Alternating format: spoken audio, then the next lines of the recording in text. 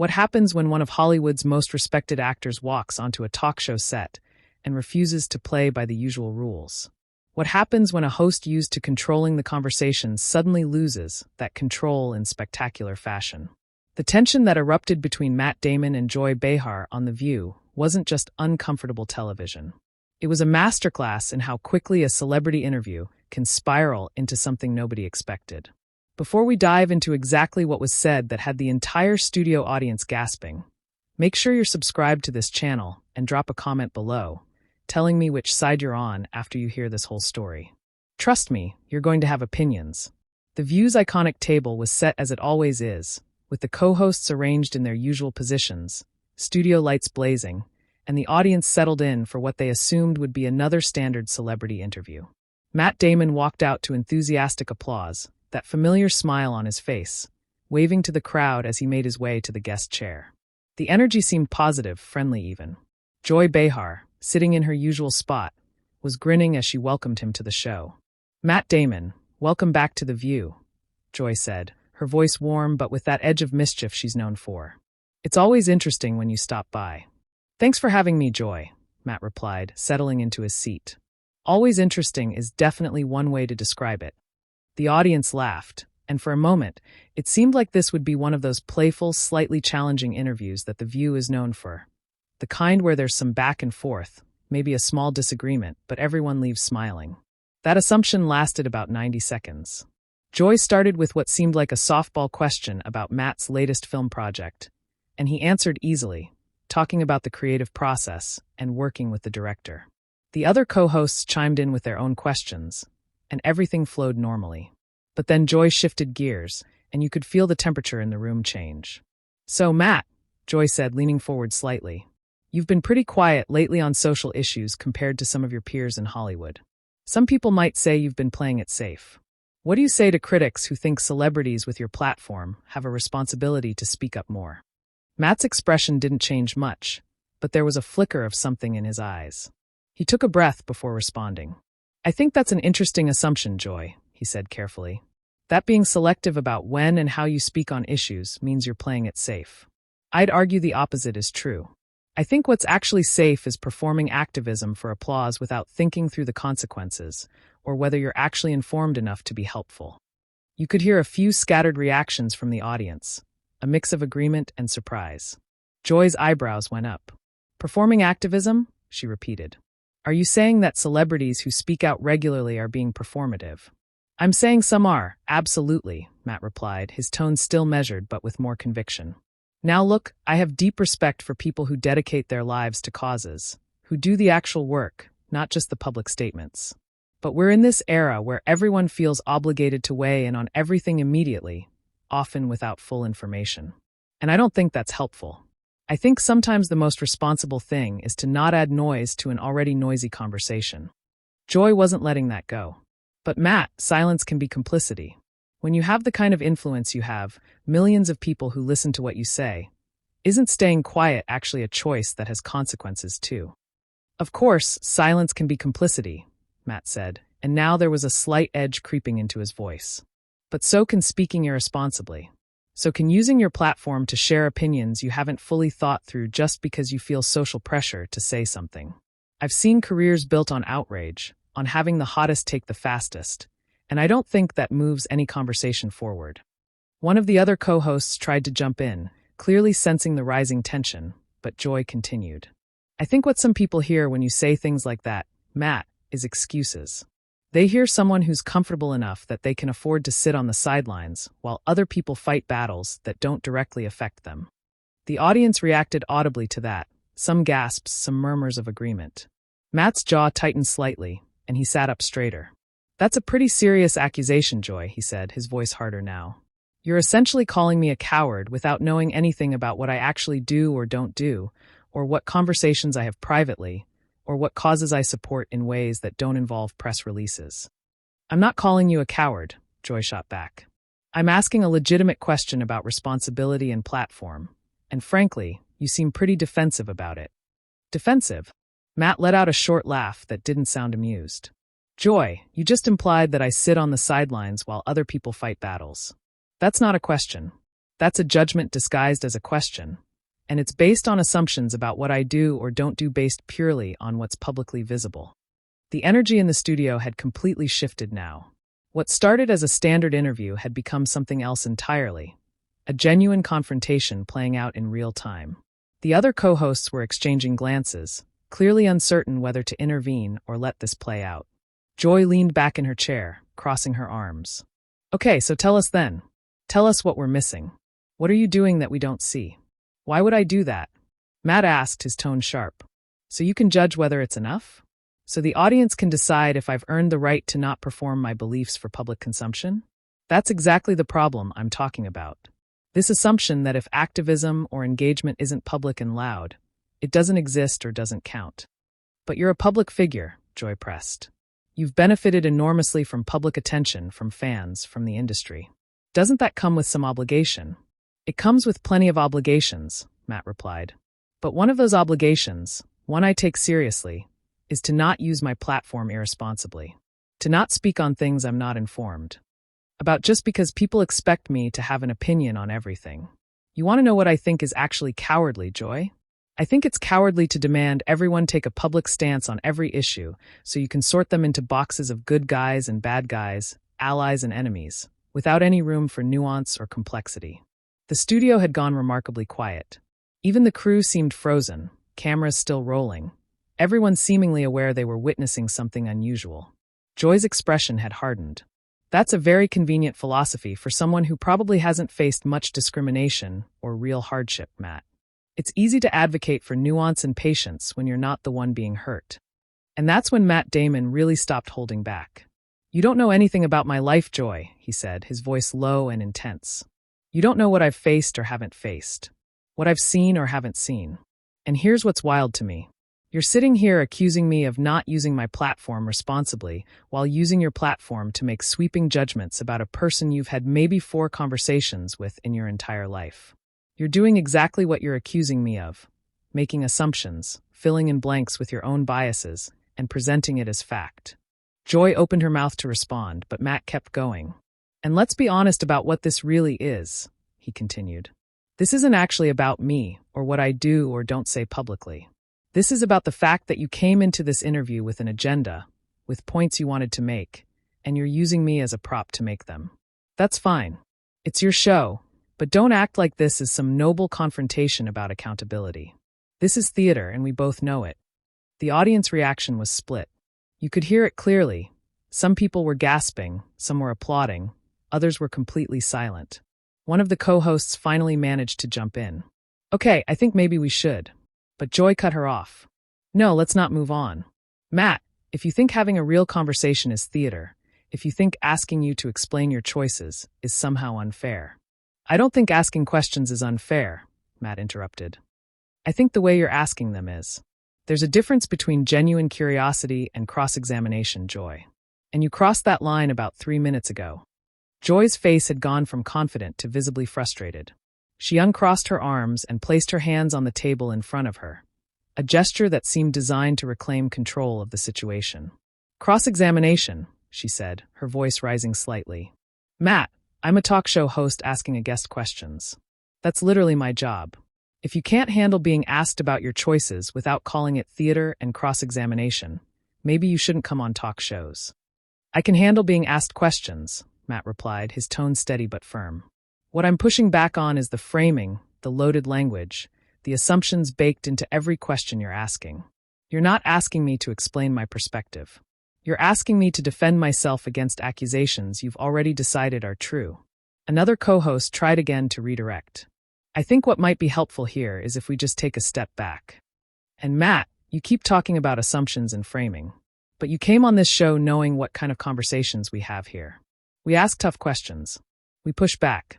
We don't just let people come on and say whatever they want without challenge. If that's a problem for you, that says something. Matt leaned forward, his eyes locked on Joy. It says I have standards for what constitutes a good faith conversation. Yeah, and here's what I find fascinating. Joy, you talk about asking tough questions like it's some badge of honor. But tough questions require intellectual honesty. They require actually listening to the answers instead of just waiting for your turn to make your next point. Have you actually heard anything I've said in the last 5 minutes? Or are you just reloading? The audience reaction was getting louder now, more polarized. You could hear distinct factions forming. Some people clearly on Matt's side, others firmly with Joy. Reloading, Joy repeated. And now she looked genuinely angry. You know what, Matt? I've interviewed hundreds of celebrities on this show, thousands of guests over the years, and most of them managed to answer questions about their public behavior without accusing me of having an agenda or being dishonest. Most of them understand that if you're going to benefit from fame, you have to accept some scrutiny. I accept scrutiny, Matt said. What I don't accept is bad faith arguments dressed up as scrutiny. And you want to know why I think this is bad faith? Because you started this entire line of questioning with a premise that was already negative. You said, I've been quiet on social issues, as if that's inherently a problem, as if the only valuable contribution is the loud one, the public one. That's not scrutiny. That's ideology. And you're mad that I'm not agreeing with it. Joy shook her head, her expression one of disbelief. This is unbelievable. You're really going to sit there and act like you're being attacked because I asked you about your platform and responsibility. I'm saying your question wasn't neutral, Joy, Matt replied. And I'm saying that matters. Words matter. Framing matters. You can't ask a question that's built on a judgment and then act surprised when someone pushes back on the judgment. One of the other co-hosts, clearly trying to de-escalate, turned to Matt with a softer approach. Matt, I think what Joy might be trying to get at, and maybe this got lost in the back and forth, is just understanding your philosophy about when and how to speak up. Can you talk about that without the, tension? Matt took a visible breath, seeming to consider whether to accept the olive branch. Sure, he said, though his posture was still defensive. Look, I think everyone has to figure out for themselves what responsible use of their platform means. For me, that means being thoughtful about when I speak and what I speak about. It means doing actual work behind the scenes on issues I care about, not just posting statements. It means accepting that sometimes the most helpful thing I can do is amplify other voices instead of adding my own. And it means not pretending I'm an expert on things I'm not an expert on just because people will pay attention if I talk. That sounds very reasonable when you put it that way, the co-host said, clearly hoping this would settle things. But Joy wasn't done. It also sounds like a very convenient way to avoid taking any heat, she said.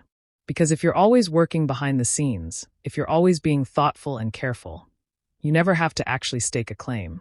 You never have to risk being wrong or facing criticism. Matt's patience, which had been visibly thinning, seemed to snap. You want me to stake a claim? Fine, here's a claim. I think the current culture of demanding constant public statements from celebrities on every issue is performative nonsense that helps no one.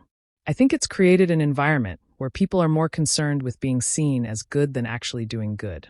I think it's resulted in a ton of shallow, reactive commentary that adds heat but no light to important conversations. And I think people like you, Joy, people with actual platforms who could use them to foster nuanced, complex discussions, instead use them to enforce ideological conformity and punish anyone who doesn't fall in line. How's that for staking a claim? The studio erupted. The audience was no longer trying to be polite. There were cheers. There were boos. There were gasps. The co-hosts were all talking at once, trying to regain control. But Joy's focus was entirely on Matt, and her expression was one of barely contained fury.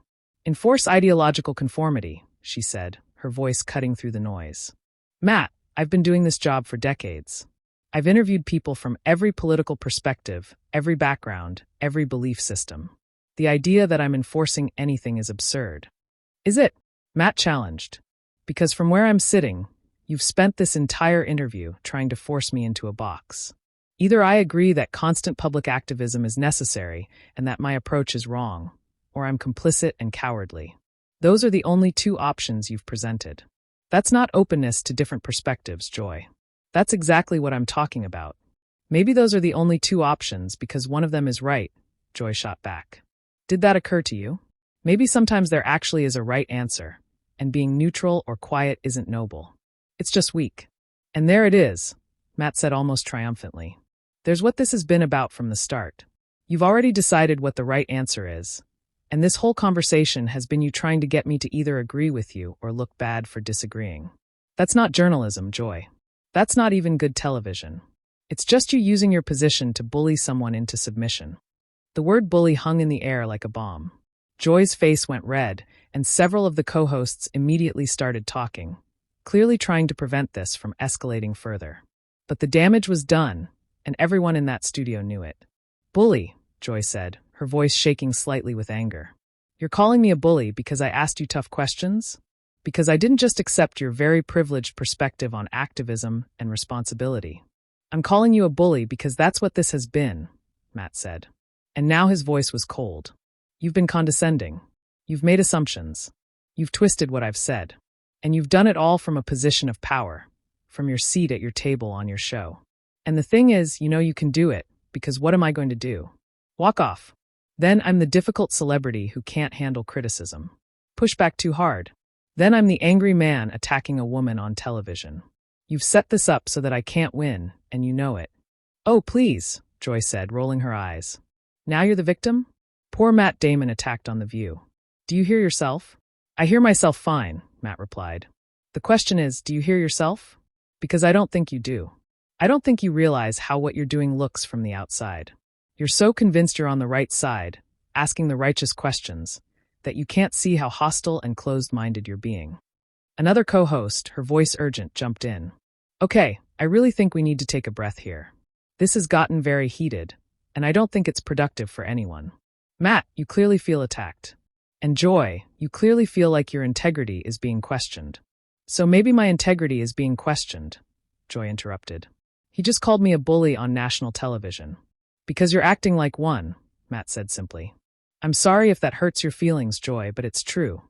And honestly, the fact that you're more upset about being called out than you are about the actual behavior tells me everything I need to know." "The actual behavior?" Joy's voice was incredulous now. "The actual behavior of asking a celebrity why he doesn't speak up more on important issues? That's bullying to you. It's not the question. It's everything around the question," Matt said, his frustration evident. "It's the tone. It's the assumptions. It's the refusal to actually engage with anything I'm saying. It's the constant reframing of my position into something you can easily attack. You're not interested in understanding my perspective. You're interested in defeating it. And you're doing it in a way that doesn't allow for any real dialogue." Joy stood up suddenly, her chair scraping back. The studio went completely silent. Everyone frozen, waiting to see what would happen next. She didn't leave, but she remained standing, looking down at Matt. "You know what, Matt?" Joy said, still standing, her voice sharp and clear.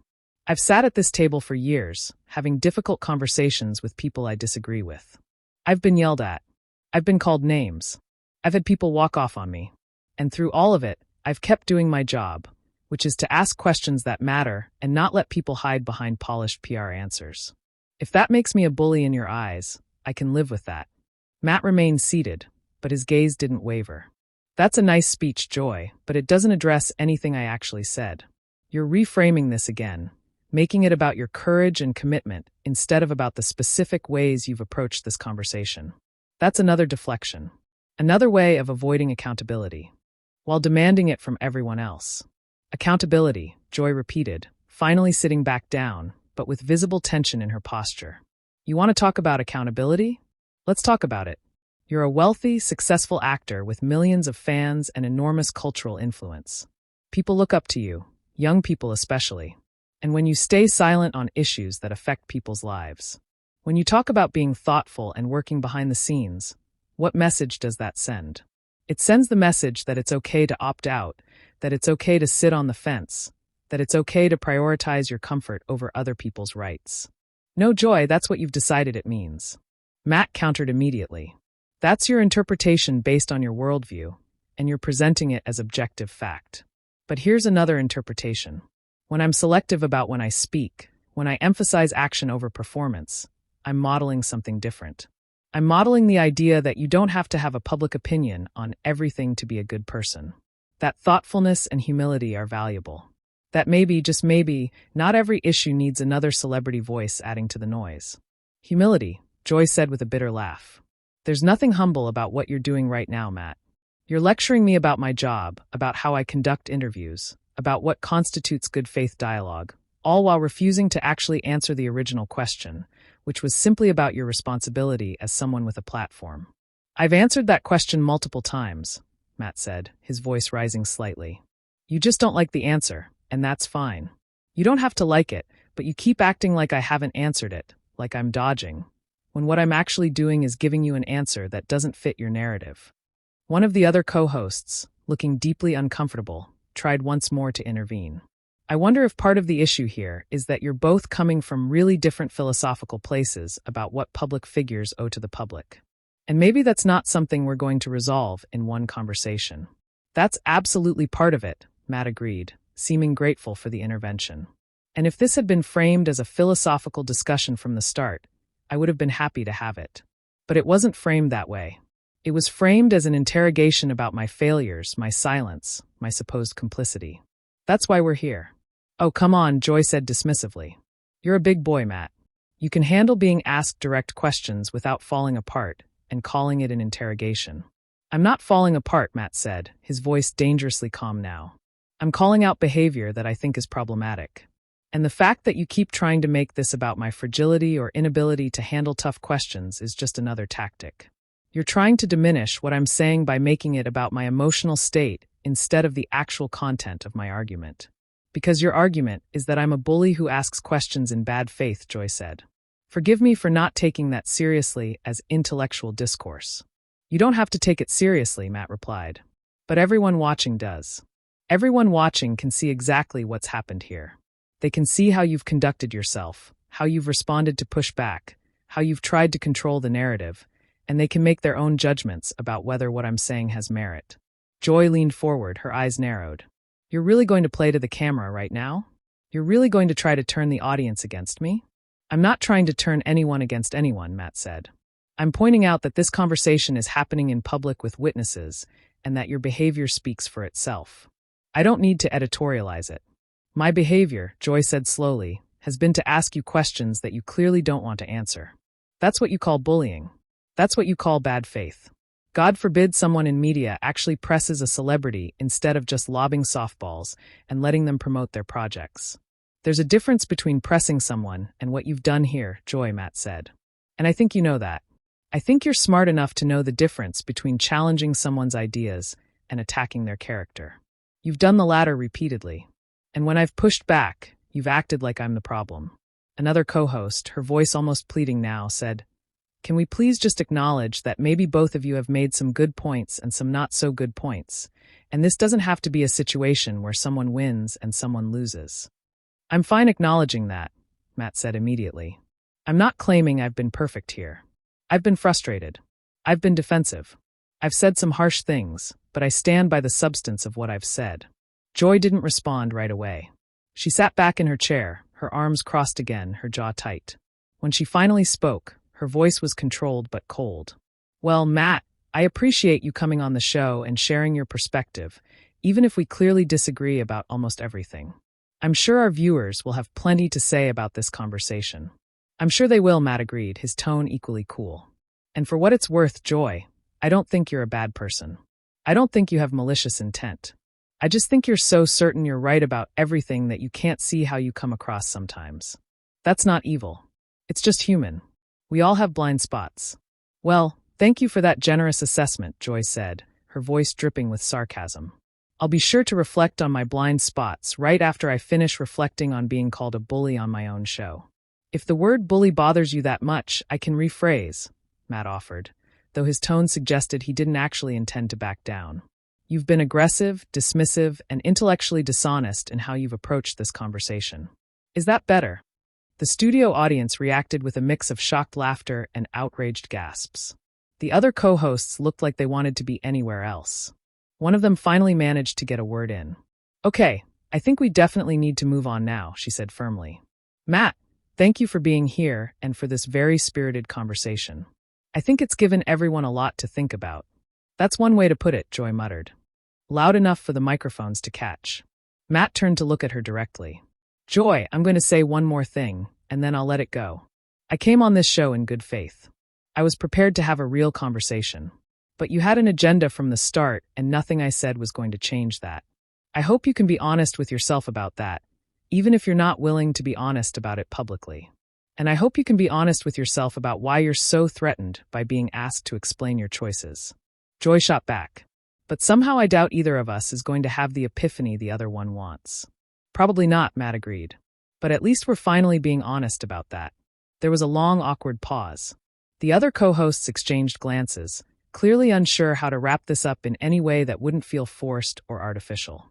Finally, one of them turned to the camera with a strange smile. "We're going to take a quick break," she said. "When we come back, we'll be talking about something completely different. I promise. Stay with us." As they cut to commercial, you could see Matt and Joy still looking at each other across the table. Neither one backing down, neither one seeming satisfied with how things had gone. The other co-hosts were already in motion, probably trying to figure out how to handle the rest of the show with this much tension still hanging in the air. But here's what made this moment so remarkable and why it spread across social media so quickly afterward. This wasn't a scripted moment. This wasn't manufactured drama for ratings. This was two people with genuinely different worldviews, genuinely different ideas about responsibility and discourse, and the role of public figures having it out in real time with no filter and no safety net. There was no winner here, no clear villain or hero, just two people who couldn't find common ground and weren't willing to pretend they had. Matt Damon walked onto that stage expecting a typical interview with some challenging questions. Joy Behar started the interview expecting a typical celebrity who would either agree with her or fumble through disagreeing. Neither of them got what they expected, and instead of backing down or smoothing it over, they both doubled down. They both kept pushing. They both refused to let the other have the last word or control the narrative. What you saw wasn't just a disagreement about activism or platforms or responsibility, though it was certainly about those things. What you saw was a clash between two people who are used to being right, used to being in control, used to having the upper hand in conversations. When those two forces collided on live television with cameras rolling and an audience watching, something had to give. And in this case, nothing gave. They just kept pushing against each other until the show literally had to cut to commercial to break the tension. The real question isn't who was right or who won this exchange. The real question is what it reveals about where we are as a culture, about how we have conversations about difficult topics, about whether it's even possible anymore to disagree without it turning into a battle. Matt accused Joy of enforcing ideological conformity and not allowing room for nuance. Joy accused Matt of hiding behind thoughtfulness to avoid taking real stances. And you know what? They might both be right about each other. That's what makes this so complicated and so fascinating. This is the kind of television moment that people will be analyzing and debating for a long time. Not because it was particularly elegant or productive, but because it was raw and real in a way that most television isn't anymore. You saw two people who genuinely got under each other's skin, who genuinely believed the other person was wrong, and who weren't willing to perform politeness or fake reconciliation for the cameras. So, what do you think? Was Matt right to push back the way he did? Or was he being overly defensive and difficult?